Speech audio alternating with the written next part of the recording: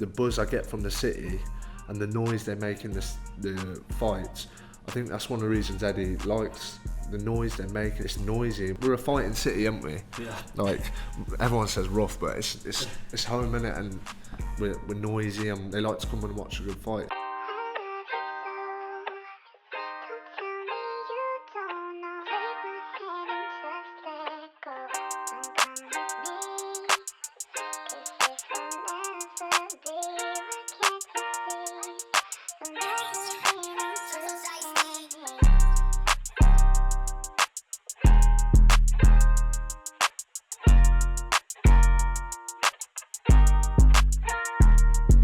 Bowen. Aaron, just quickly, how nice would it be to say world champion Aaron Bowen? Mate, that's the dream, innit? I'm going to hopefully work hard and get there, lad. Yeah, exactly. Well, you're looking in pretty good shape. We won't talk about the shoes because they're pretty terrible. But cut them out. Yeah, cut that bit out. But right, let's get into it. Well, firstly, how have you been, mate? And just take us through day to day, really. So I ain't seen you since the last podcast, have I? And obviously a lot's changed since then. So turned professional now, signed under Matchroom, Eddie Hearn. So it's buzzing, really. I'm training full time thanks to my sponsors, obviously, and I'm waking up training like 3 times a day, 6 days a week. So yeah, not much goes on really. Just training, fighting when I can, and yeah, all good. Well, you're gonna have to help me out here a little bit because so I'm one of these people that will go through going to the gym, right? So January's around the corner now, isn't it? I put so much weight on during December time for obvious reasons, and I'll go in January, go bang, right, 3 months I'm there. Then the summer holidays around the corner, so I'm thinking I'm fully on it here. And then as soon as I come back from holiday, I just can't go to the gym. So just a bit of advice, and also from your point of view, how do you just keep going? I know it's obviously your dream and realistically it's your job, but how do you actually just keep going and get yourself out of bed and just make sure it's a non-negotiable to keep pushing? Mate, it's hard, because sometimes you don't want to get up and train, and you got to do it all year round. But if you just do a little bit, my advice would be do a little bit. It's better than nothing. You don't have to go smash a big session out. But yeah, it's just easy for me. I love it. This doesn't feel like a job, even though it is a job.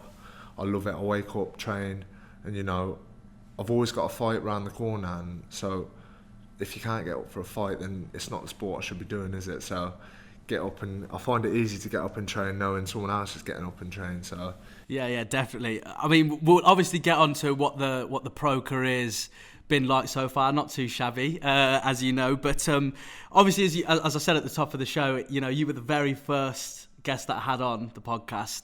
You were pushing for Team GB then. I was still sorting parcels out at a warehouse. And 3 years on, which, like we were saying, it feels like about half an hour ago, doesn't it? So what have the last 3 years been like for you? Because I think it's probably fair to say that these last few years since that podcast, obviously not to say that the podcast was the reason why you've got to where you are, but I think that was, like I said, these last 3 years have been probably the best for you in terms of your career. So how has it felt? We'll go through, obviously, because as you said in that podcast, it was inevitable that you were going to end up becoming professional. But take us through that moment of obviously Matchroom or Eddie Hearn. How did that feel, and how did that whole process take place? Yeah, like I said, a lot's gone on since the podcast, hasn't it? I listened to it the other day.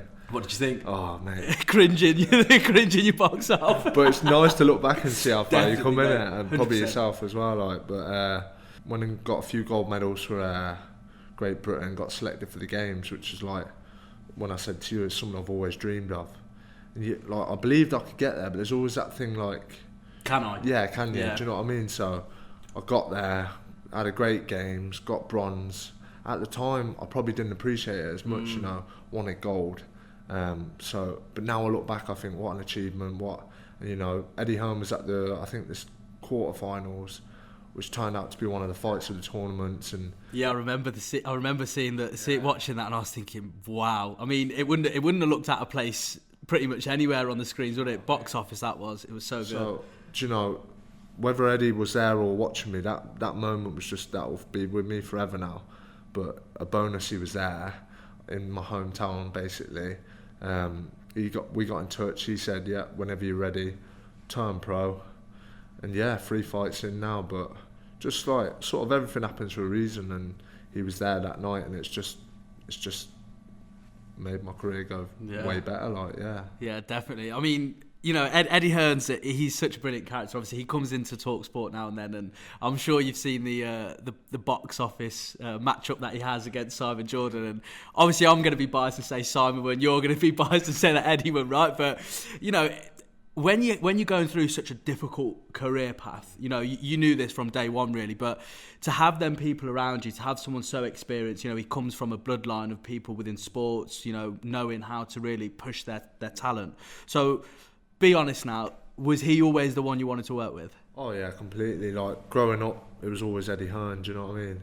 Watching all the last 10 years Sky Sports Boxing, he's the main man. So when I had the inkling that he was interested, it was a no-brainer for me. So, and just surreal, like, I believed I could sign with him, but now when I actually did, it was just a proud moment. And the buzz I get on the street, people say Eddie Hearn, do you know what I mean? He's such a big character, and so it's a nice feeling being signed to Matchroom. Yeah, without a doubt. It's like you said, it's the biggest one. I hope, you know, Frank Warren isn't watching this, but I'm sure he won't be. But yeah, I just want to go into more of his character before we get into your journey since then. Obviously, the last podcast. What's it like to have someone like that around you with, obviously, as I say, all of his experience? How much does he help you, let's say, from a day-to-day basis, or is it more so, you know, when the fights are coming round? How much influence does he sort of have besides the obvious stuff, if that makes sense? Yeah. To be fair, it's not. I wouldn't be in much. He'll sort out my sort of career path. Like, he's done this for the last 20 years, you know, and he's been the best at it for 20 years. So he's got a plan for me and all of his other boxers, and he'll guide sort of what fights we have, but then he'll pass it down to my manager, who decides. So he has an influence and he has a say, but obviously the manager can direct where I go. But yeah, you put your trust in him because he knows what he's doing. Like, I'm doing the training, I'm just ready waiting for the phone call. He'll say, look, we want you to do this, box this. Yes or no, do you want it?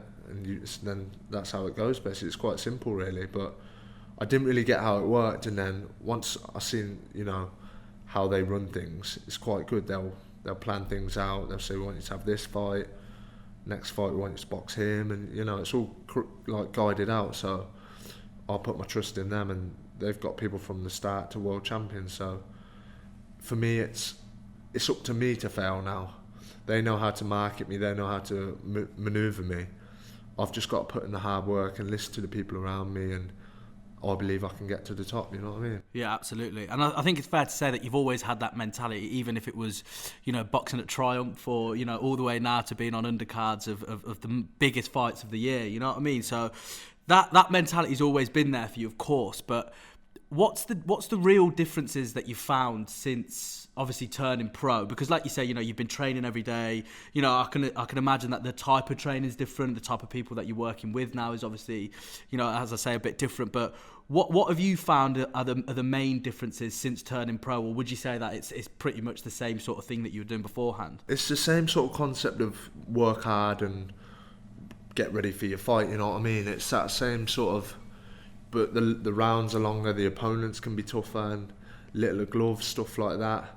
There's a lot more sort of pressure to build what's the word I'm looking for? Bit of a community. Yeah, like build, this is now my like job, and I represent myself now, so I've got to sell myself publicly and stuff. So that's the only difference. Whereas amateur, whether you win or lose, you've got your next fights planned, and with professional, it's a little bit more of a business side. So just getting used to that, really, and just, you know, yeah, that's about it. Yeah, really. No, definitely. I think, you know, the type of character that you are is, for example, if there was a party in here right now, you wouldn't be the one screaming and jumping around, obviously before a few drinks anyway.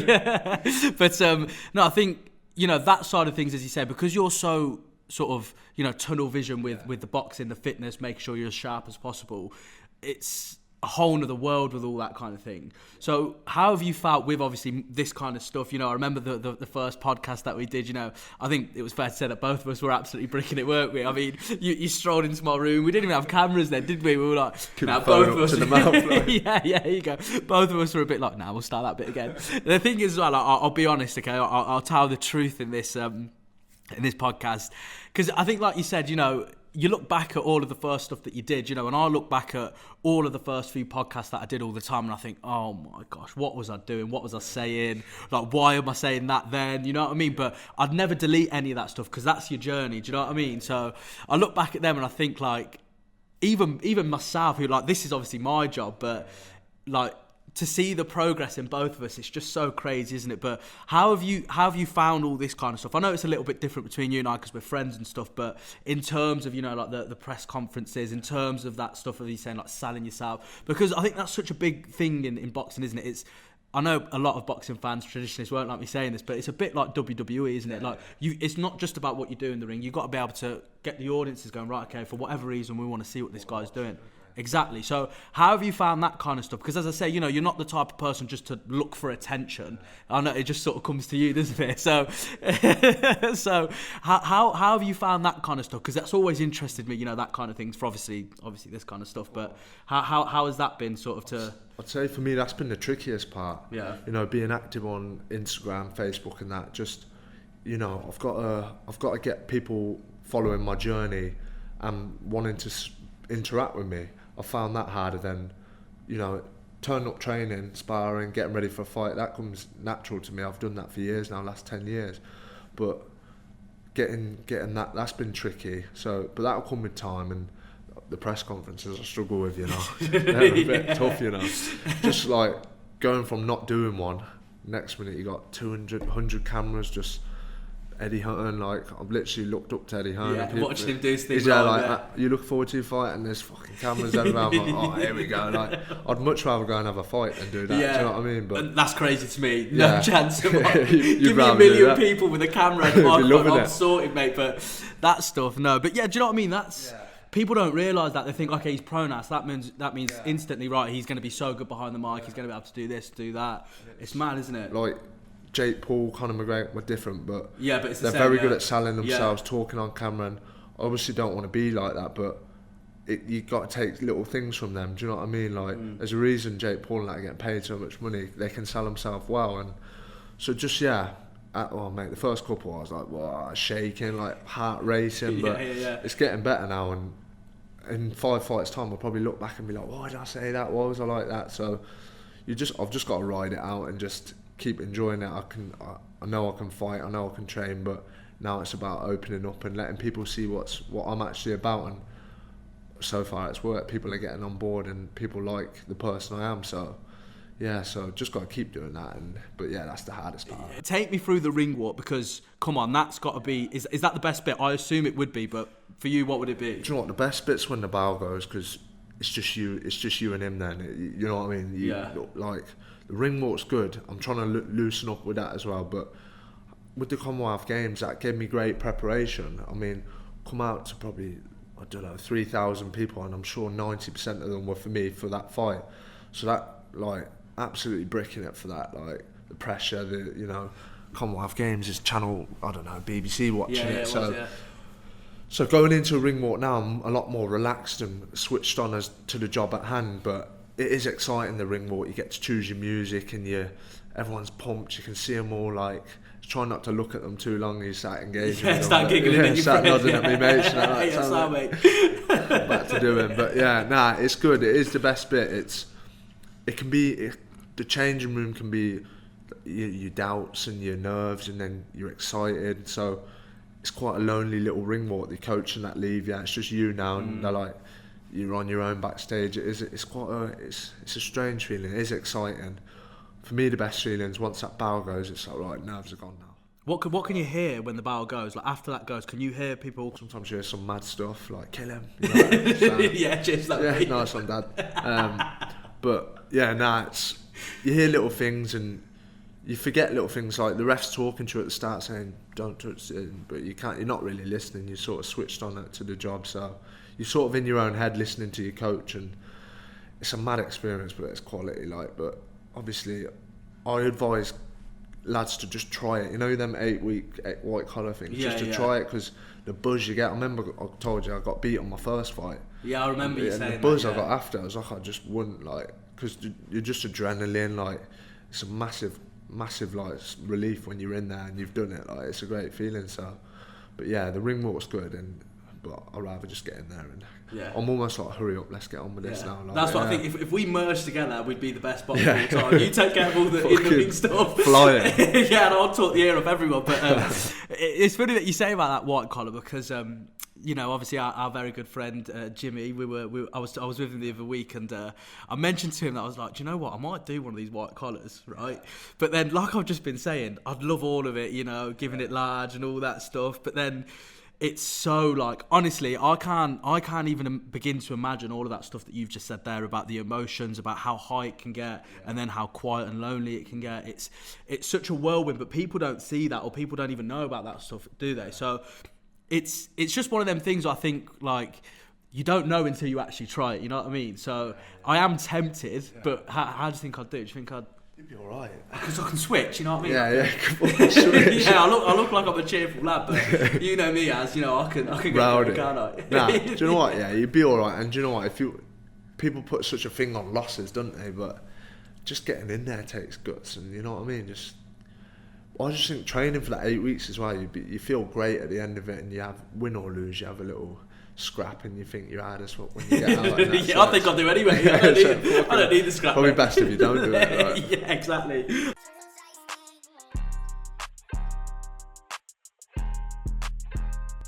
Look, I wanted to just mention a little bit about your sponsors and stuff like that, because at the end of the day, although, you know, people will just see badges on your clothes and your kit and stuff like that, but how important have they been throughout your journey, and what do they mean to you? Do you know what I mean? Oh, they're massive, you know, because I was saying to someone today, like, I say, oh, you train full time? I say, yeah, and without sponsors I wouldn't be able to. Some lads have to go to work, train before, train after. I'm very fortunate, thanks to my sponsors, that I just wake up, do my run, go back and eat. Like, I don't have to go to work. You can put full focus into it, yeah. So they're giving me every best chance, and people don't realise it's more than just a badge, you know.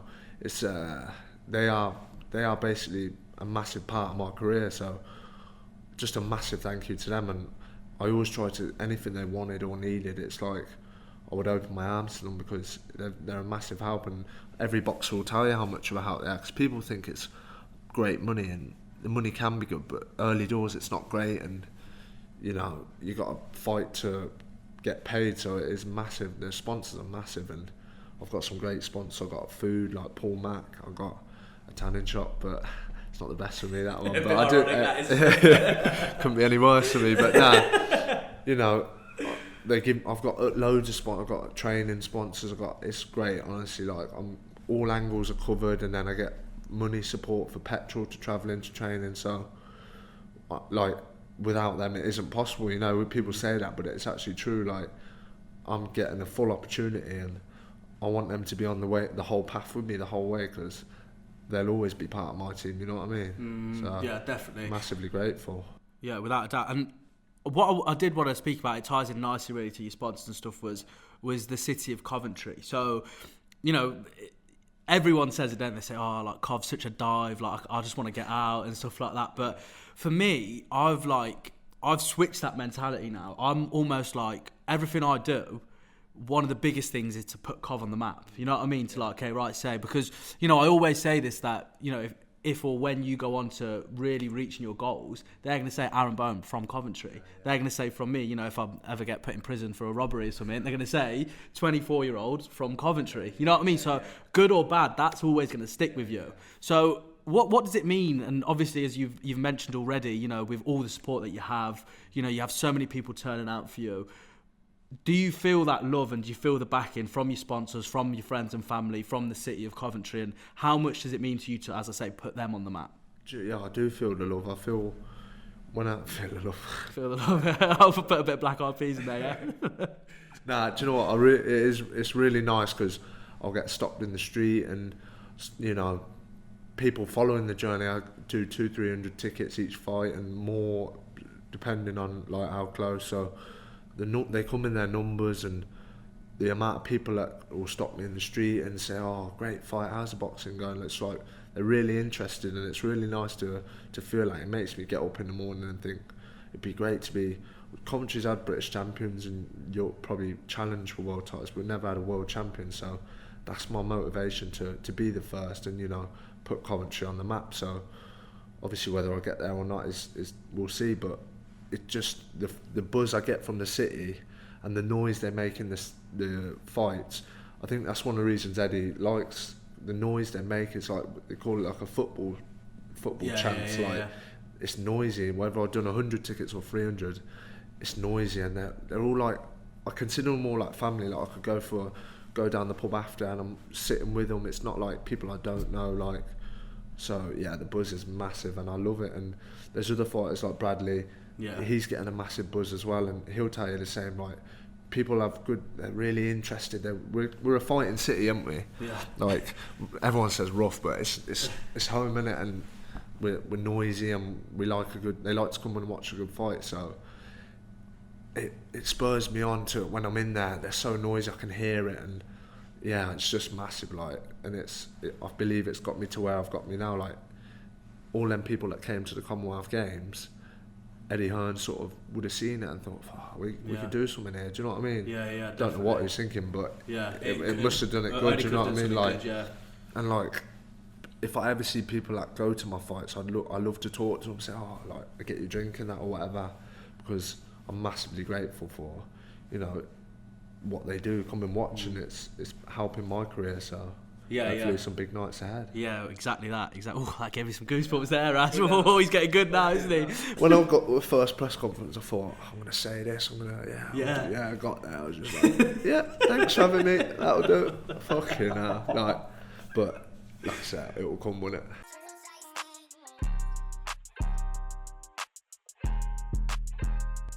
It was 3 years ago since we did the first podcast, and the 3 years, I think, for the both of us have probably been our most memorable and our most sort of, what's the word I'm looking for? Momentous, really. Do you know what I mean? Like, the progression that we've both made in two very different ways, it's been crazy, hasn't it? So if we sit down, or when we sit down in another 3 years' time to celebrate the 60th anniversary of the content, where do you want to see yourself? Where do you think, or where do you want Aaron Bowen to be? What, 3 years from now? 3 years from now. I would like to have won a title, English, British, and that'd be a real proud moment, winning the British title.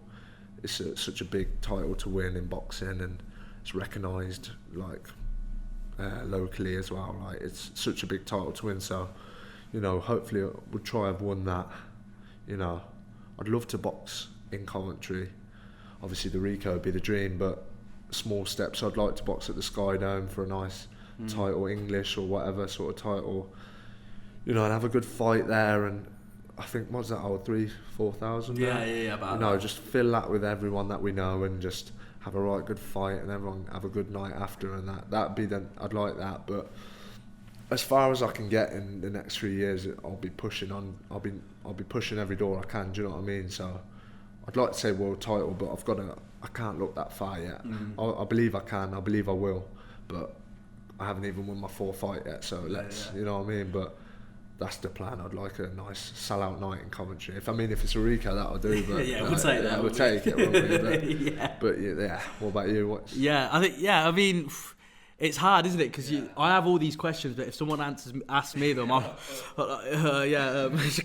get my phone out. Yeah, I've said that one, but no, I think of course, mate. But I think it's really tough to sort of say where you want to be in 3 years' time. But I think you just know yourself, don't you? Without having to say, like, right, okay, I want to have this much airtime on TalkSport, or I want this to be where the podcast is at, or stuff like that. But you just know yourself. Do you know what I mean? Like, okay, well, this is where I always felt like I wanted to be, kind of thing. So I think, look, if you just keep your head down, you just work as hard as you can, and then these things will come. I think every time I sort of get a little bit restless, and I think, I need to sort of do something to like keep myself relevant, or just keep it ticking along. I think, but the one thing that I always struggle with, and management at work have said this to me, and even like mentors out of work, is patience.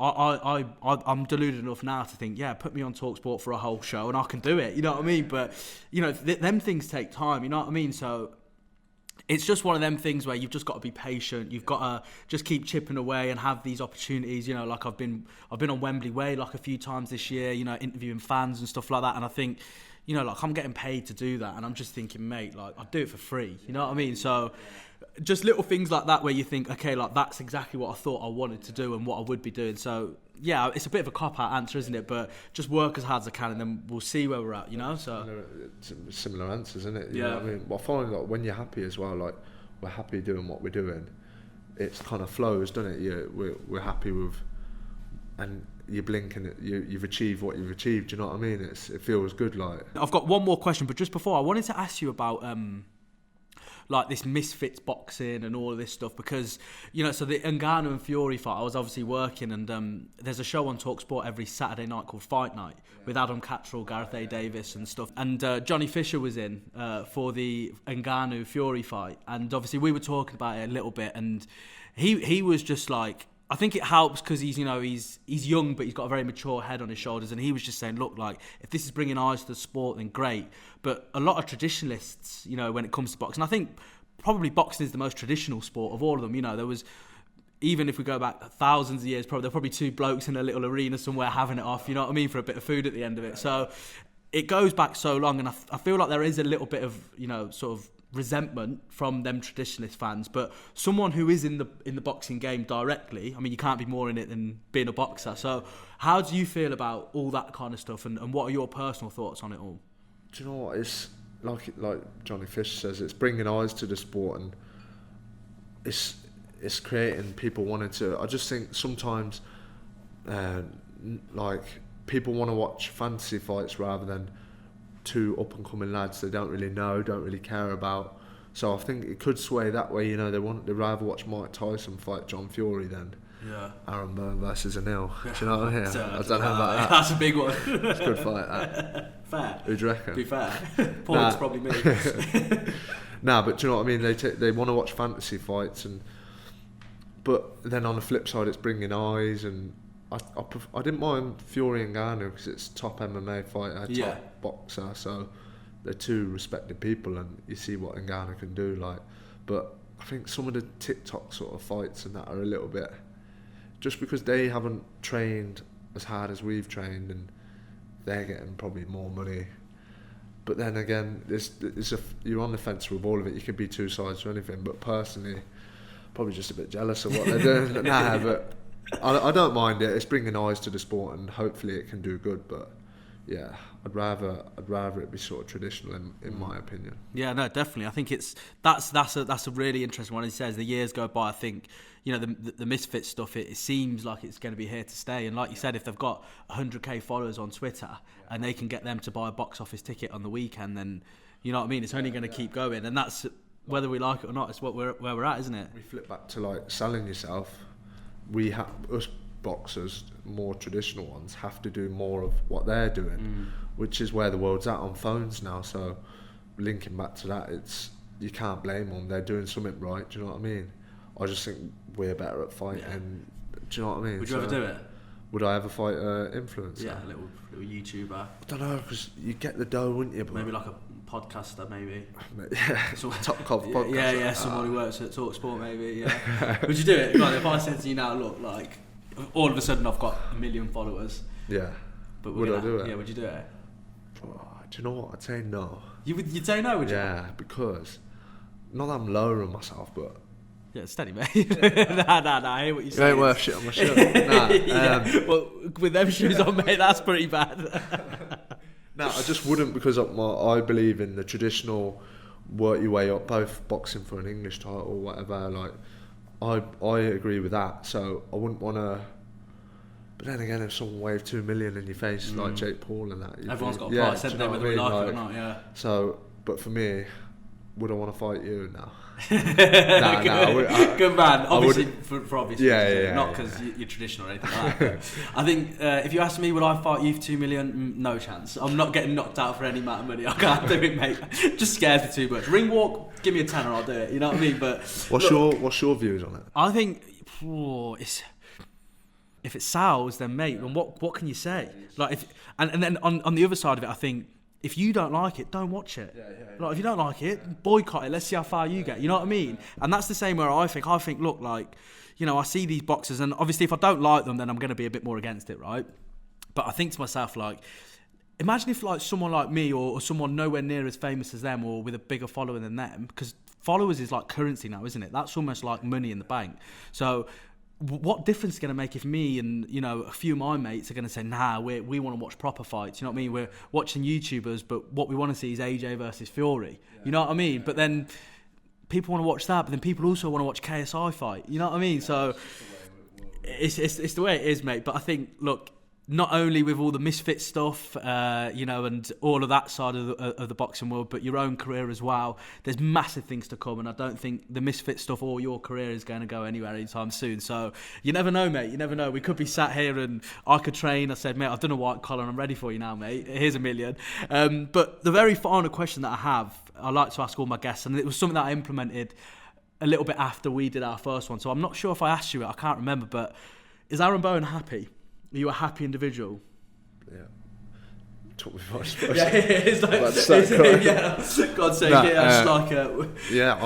couldn't be happier at the minute, mate. I couldn't, you know, I dreamt of doing this from a young boy. Didn't know how far I'd get.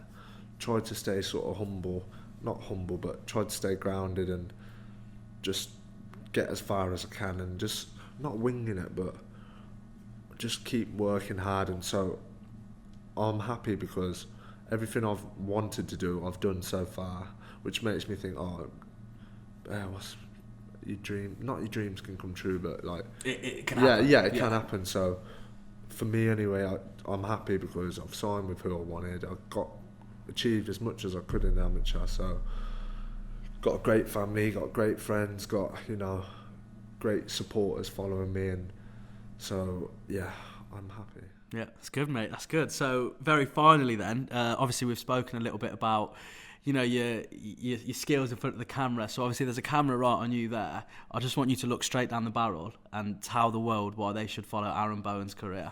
People should get behind me because there's going to be exciting fights, some big nights, and follow me on my journey to trying to become a world champion. Coventry's first. I'll tell you what, that's not too bad. That was pretty good, mate. That was good.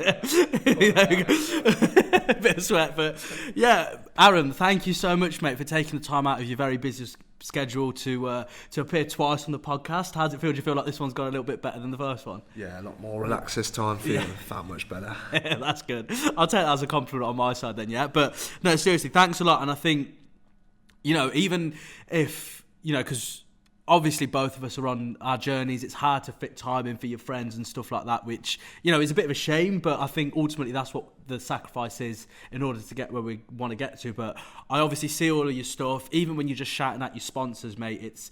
It's a massive inspiration for me, because I'm just thinking, you know, even in them down days that everyone has, and there's always one line that sticks with me that you said in that first one. It's really simple, but you said, of course you're going to have your down days. Everybody has the down days. And I think to myself, in them moments, I look at people like yourself and think, like, he's probably feeling like shit. He's probably, you know, struggling, but he's still going and there's no other option. So not only for the journey and obviously representing Coventry, but thank you for being such an inspiration to all of us, because it's good to see, mate. You know, your dreams are so big that most people that you walk past would say, mate, you ain't going to do it. Just stop now. Like, before any of this happened. But before you got any evidence to show the world, the only thing you had was your belief. So the fact that you've took that belief into where you are now, I think, is a massive testament to you. So a big, big good luck for the rest of your career, and I'm sure it won't be too long till we sit down again, mate. Appreciate that, bro. That's very nice, yeah. Thank you. No, good to chat to you as well, mate. Good man, thanks a lot. And of course, thanks a lot to everyone who's watched today's episode. I'm not entirely sure, but this may be the last episode before Christmas. So if I don't get the chance to do another podcast or any episodes on my YouTube channel, I just want to say a massive Merry Christmas. I hope you all have a brilliant time celebrating the festivities with your loved ones. And I'm sure, well, I hope anyway, you will be joining me again in the near future. So thanks again. Be sure to like, subscribe. You've watched YouTube videos before. You know what to do if you've, of course, enjoyed it. And most importantly, follow Aaron Bowen. He's a very good boxer. He's from Coventry and he's going to be a world champion. So thanks a lot to Aaron. Thanks a lot to everyone who's watched. And as I say, Merry Christmas, everyone.